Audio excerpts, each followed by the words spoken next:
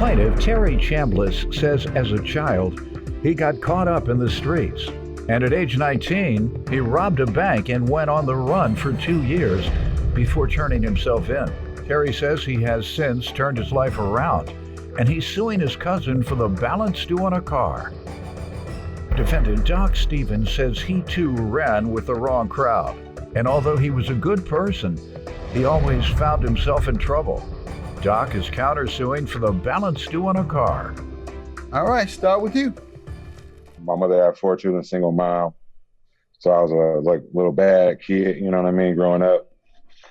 Where? Oh, Hunters Point, San Francisco, one of the, toughest places. I'm familiar with Hunters Point. America, of course. Yes, sir. So I got caught up in the streets out there, hanging with the wrong crowd. I put the house on fire by, setting firecrackers. My mom raising 4 boys, I was a bad influence on my brothers. So I either had to get together or ship out. So she shipped me out. Shipped you out or kicked you out? Which one? She kicked me out. She took me to make my father's side of the family when I was about 12 before I even got kicked out. I thought that would help me out. That's when I met my cousin Doc. Mm-hmm. We used to hang out all the time, chasing women, going playing basketball, going to concerts, all types of stuff together. So, we have a tight relationship. I robbed the bank, at 19, trying to figure my way. Yes, sir, trying to figure my way out. I walked in there with a note, gave the lady the note. I walked out with the money. I was free and clear, so I thought, for a year until the police came looking for him. And they found out who I was because the person in the bank actually went to high school with me. So that's how I got caught up. Were you a crackhead? No, sir. That was a crackhead move. You'd be better off saying it was. I mean, you'd be better off saying you were on crack, man. Don't you tell nobody that story and say you wasn't on anything. You didn't have a mask on? No. You robbed a bank, what are you at? You didn't have a mask on, you had a pipe in your mouth, something. You better tell somebody something. Did you serve time or they felt sorry for you? No, I served some time for it in 3 years on house arrest, so I did some time for it, sure. I turned myself in after 2 years of running, which was hectic, so I couldn't do it no more. So I wanted to change my life all the way around. What have you been doing since then? Well, I work right now, I run a pop-up and I'm a janitor as well. So Good. What type of pop-up? A pop-up, isn't that a certain product or you have to have? Yes, sir. What, you got a weed pop-up? They allow weed pop-ups? You have to have, I don't think these states give out no weed pop-ups. No, it's in California, sir. So I live in California. I live in California, between California and Detroit. So you already know. You going back to jail. Yes, that's like you didn't wear no mask when you robbed a bank, you got on national TV and confessed to a crime. Man, stop being a criminal. You need to be a square. Am I right or wrong, cousin? He need to be a square, don't he? Yeah. See, cuz even know that. I put the house on fire by, setting firecrackers. My mom raising 4 boys, I was a bad influence on my brothers. So I either had to get together or ship out. So she shipped me out. Shipped you out or kicked you out? Which one? Defendant Doc Stevens is being sued by his cousin, who claims after he robbed a bank at age 19, he went on the run for 2 years before turning himself in. You give me some background on yourself, sir. I was the oldest son. I had a brother and a sister. My stepmom raised me since I was little. And she moved me up out of San Francisco because the streets was kind of hectic out there back when I was like 91, 92, 93. Then I moved to a small town called San Mateo. They call it Medio. And I was out there for a couple years and, bad influence back and forth to San Francisco. I just always end up in trouble some way or another. But I'm a good person, though. No matter what, I've always been a good person to the whole family. All violent crime or what type of crime? I was robbing people and, stealing.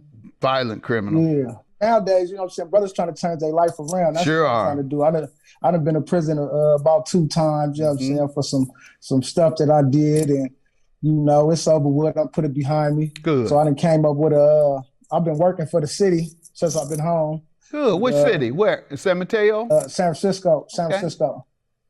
Department of Public Works. Good. Absolutely. Good.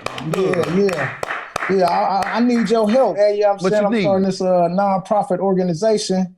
You know what I'm saying? What type? To do what? To help the prisoners. You know what I'm saying? Ladies and males come home and help and give back to the community. I suggest that you find a church or a pastor. You might want to joint venture with them if that church is already helping ex-offenders, as many are.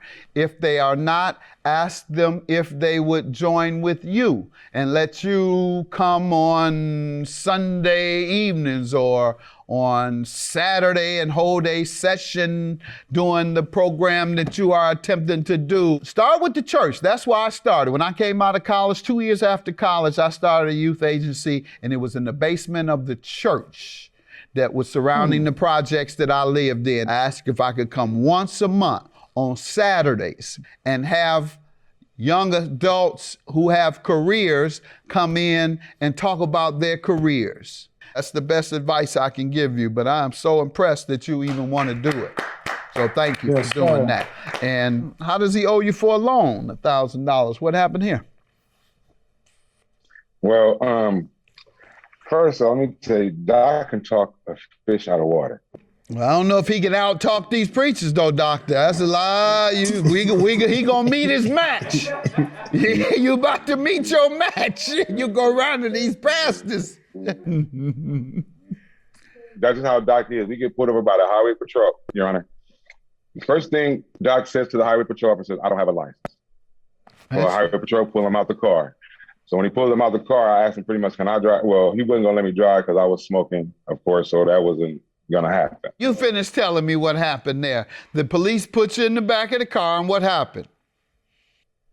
He said, man, look at your driving record, man. It's crazy, man. I said, yeah, I ain't got no DUIs on there, though. You feel me? It's always, I think I went to Seattle one time and came back and my license was suspended. And my big cousin told me just keep insurance, you know? So, you know, I get pulled over. First thing I'm going to tell him, he ain't got to go run my name, none of that. Man, I ain't got no license, but I got insurance. Yep. And yep. And then they gave you a pass? They gave you a pass? Hey, they gave him a pass? I don't even know. They gave us the Range Rover back, Your Honor. Period. They dropped us off at Treasure Island, told us to be careful, don't get pulled over again. Oh, you bad boy. You a bad man. Be careful. So, you know, getting back to the car, when he got out of jail, I told him I had a car for him. I'm selling a car for $7,000. Good car. Perfect car. So I tell Doc, I'll give it to you for $4,000, Doc. You're my cousin.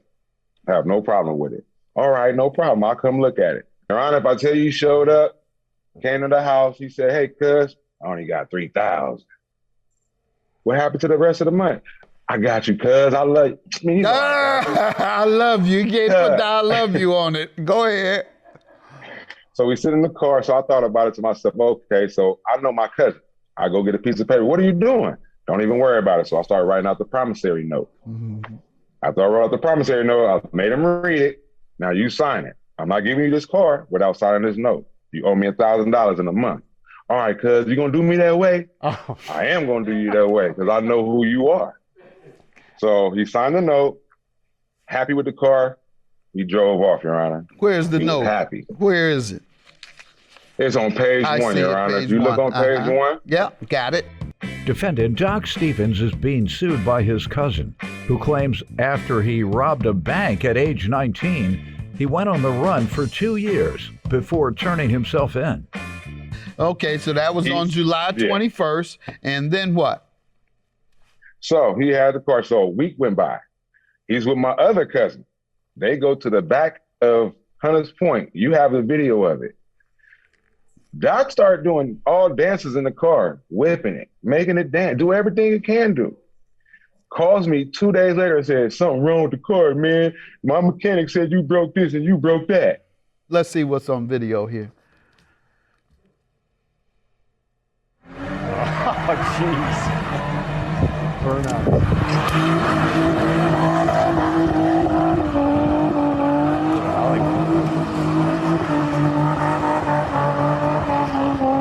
Watch the engine.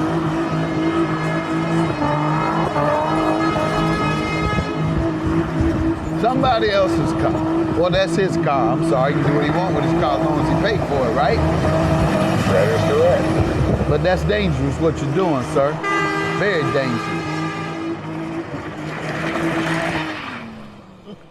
Was that the tire just came off? That's the only thing to stop you. Blew up. Sir, how old are you? You're 100 years old doing that stuff them little kids do. That's for kids, sir.